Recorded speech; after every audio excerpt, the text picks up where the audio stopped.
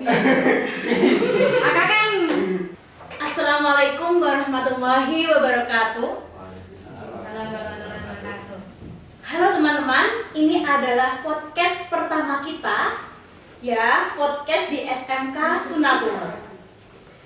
Di hadapan saya ini, yaitu di kanan kiri saya ini, adalah narasumber yang nantinya akan kita ajak bicara. Perkenalkan, nama saya Ahmad Ridwan Ansori. Saya adalah Ketua OSIS periode 2023 dan 2024. Dan saya Zahra Jianti sebagai Wakil Ketua OSIS periode 2023-2024. Dan saya Hendrik Ardianto, pengurus OSIS 2024-2025. Saya Tasya Rahmandayani, Wakil Ketua OSIS periode 2024-2025. Oke, kalian sudah tahu kan nama-namanya dari pengurus OSIS kita. Gimana kabarnya ya, Mas, Mbak? Alhamdulillah kabarnya baik. Alhamdulillah. Begini ya, jadi kita ini kan mau membahas mengenai seputar OSIS gitu ya. Nah, pertama kali ini saya ingin bertanya kepada pengurus OSIS yang menjabat di tahun 2023 dan 2024 gitu. Menurut kalian enak gak sih jadi OSIS? Menurut saya ya, sebagai Ketua OSIS, mengikuti organisasi OSIS ini sangat banyak manfaatnya, pengalamannya banyak, yang didapatkan juga banyak. Dan kalau bisa, anak-anak yang baru sekolah itu harus ikut organisasi OSIS. Kenapa tuh kamu merekomendasikan untuk anak-anak atau siswa baru itu ikut OSIS? Karena ya mengikuti OSIS itu kita bisa mendapatkan ilmu tentang berorganisasi secara langsung dan kita bisa mempraktekkan di dalamnya, mulai dari kepemimpinan, caranya bertanggung jawab, dan caranya kita untuk bisa memberi sesuatu dengan performa yang baik atau totalitas. Gitu. Kalau menurut Mbak Zara sendiri seperti apa ya? Sama seperti itu juga. Jadi mengikuti OSIS itu banyak sekali manfaatnya. Terutama ketika nanti kita terjun di masyarakat, itu akan berguna sekali. Gitu. Oh ya, sekarang saya akan coba untuk bertanya ke OSIS yang periode 2024-2025. Gimana nih menurut Mas Hendrik dan juga Mbak Pasya, apakah gimana? Apa yang kalian rasakan? Mengikuti OSIS itu enak gak sih? Menurut saya seru untuk menambah wawasan. Sebetulnya saya itu seorang pendiam. Setelah mengikuti organisasi OSIS, saya menjadi lebih berani. OSIS itu bener-bener bagi manfaatnya ya. Yang aslinya Mas Hendri itu pendiam, sekarang menjadi lebih berani ketika mengikuti OSIS gitu. Lanjut ya ke Mbak Pasya. Gimana Mbak Pasya? Nah, jadi menurut saya itu agak gimana gitu kan, baru mengikuti organisasi. Kalau dulu pas MTS tuh nggak pernah sama sekali ikut organisasi, jadi agak gimana gitu. Tapi menurut Mbak Pasya sendiri berat tidak sih? Ya agak-agak berat karena dituntut sebagai wakilnya. Oh gitu, oke. Gak apa, tetap semangat gitu ya. Oke. Lanjut gini. Apa sih yang kalian lakukan itu selama menjadi OSIS? Kita ke yang periode 2023 dulu ya, dengan Mas Ridwan dan Mbak Zahra. Selama saya menjadi Ketua OSIS periode 2023 sampai 2024 itu, di organisasi saya, anggota-anggotanya itu kita kebanyakan menyiapkan event, memperbanyak event seperti kelas meeting, terus kegiatan hari libur nasional, itu kita buat acara semua. Dan untuk usulan, kita lebih mengutamakan suara dari murid-murid lainnya. Jadi kita cari mereka maunya apa, keinginannya apa, lalu kita kumpulkan, kita bahas, dan kita cari enaknya itu yang mana.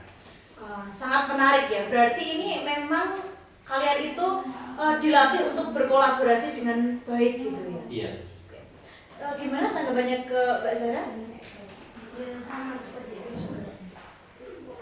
Ketika kita mengikuti OSIS itu banyak sekali event-event ya, seperti yang ada di proker sebelumnya kan sudah tercatat gitu event-eventnya apa aja. Gitu. Oke, kita lanjut ke Mas Hendrik dan Mbak Pasha. Jadi selama saya menjadi OSIS itu ada beberapa program yang sudah kita kerjakan seperti Maulid Nabi, dan juga kemarin itu ada dari guru, dan besoknya ada dari penanaman pohon sedunia. Berarti Mbak Pasha, OSIS yang tahun 2024 dan 2025 itu sudah melakukan 2 program kerja ya? Nah, menurut kalian ya, ini apakah ada tantangan dari proker-proker tersebut? Apakah ada hal yang berat yang kalian anggap itu sebagai kendala? Gimana Mas, Mbak? Tantangan dan kendala itu pastinya ada, terutama dalam segi kekompakan. Kita kesulitan untuk mengumpulkan anak-anak dan membuat kompak. Oh gitu, jadi itu kendalanya di OSIS baru ya, OSIS 2024-2025. Oke, gimana ya tanggapannya kepada Mas Ridwan dan Mbak Zahra atas masalah atau tantangan yang dihadapi oleh OSIS di periode 2024-2025? Gimana nih tanggapannya? Tentu hal itu juga kami pasti merasakannya, semua organisasi pasti merasakan itu, karena bukan hanya kita, di organisasi itu banyak kepala, banyak otak, beda-beda pemikiran jadi satu tempat. Dan inilah kenapa ada ketua OSIS, ada wakil. Ketua OSIS sebagai pemimpin harus bisa mengambil keputusan, memilih keputusan, dan harus bisa mendengarkan pendapat anggotanya itu pengennya gimana, keluhannya seperti apa. Dan kalau untuk kendala kekompakan itu nggak bisa 1 hari 2 hari, pasti jangkanya panjang. Caranya perbanyak kumpul-kumpul bareng. Kumpul nggak harus rapat sebelum event baru rapat, kumpul bareng. Mau acara mingguan sekali cuman kumpul biasa, bahas-bahas, bercanda, itu bisa membantu ningkatin chemistry biar bisa saling percaya. Terus kalau punya pendapat apa berani ngucapin, karena kan biasanya angkatan 24-25 ini kan yang kelas 11 baru menjadi ketua dan wakil, dan yang kelas 1 baru masuk ke anggota organisasi. Nah, pasti sama-sama baru belajar, jadi lebih diperbanyak buat kumpul-kumpulnya. Kayak gitu ya.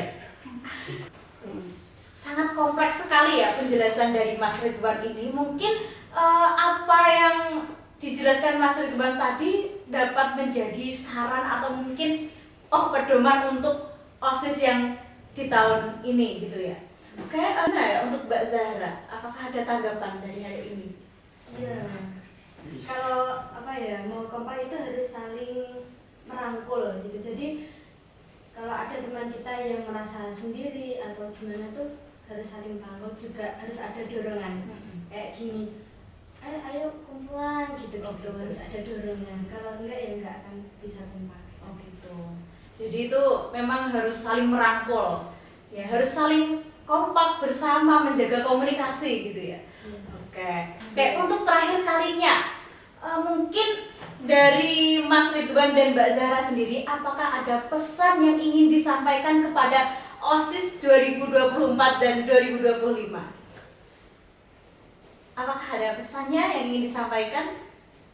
Nah, terutama ya untuk OSIS periode 2024 dan 2025, tadi kita baru aja melaksanakan pelantikan. Kalian sudah bersumpah, berjanji membacakan ikrar kalian.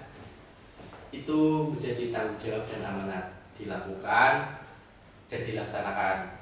Terutama dari OSIS 2023-2024 juga minta maaf, pasti banyak proker yang belum berjalan, banyak kesalahan. Pas kalian masih menjadi anggota juga mungkin kita belum bisa mendengar apa yang keinginan kalian, masih terlalu egois. Nah, sekarang pesan saya semoga kalian bisa menjadi ketua OSIS dan wakil ketua OSIS yang bisa mendengar anggotanya.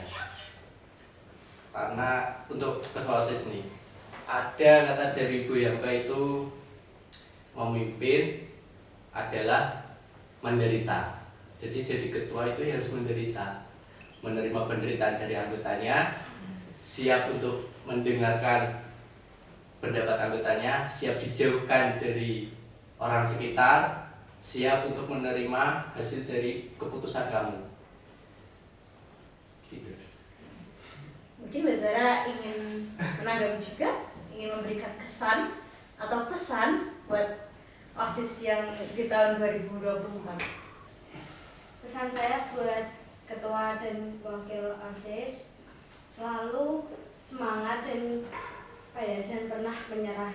Ketika ada yang komplain atau apa tentang proyek kerja kalian yang gini, tetap semangat.